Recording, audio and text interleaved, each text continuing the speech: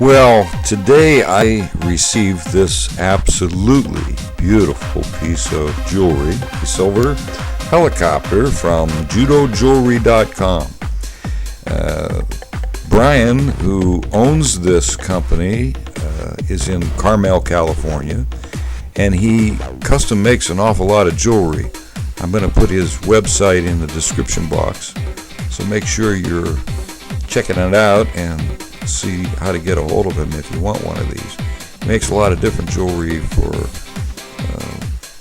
various kinds of sports or activities, and this helicopter certainly fit what I like.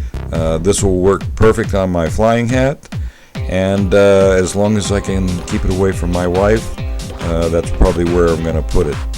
So again, it's gorgeously built.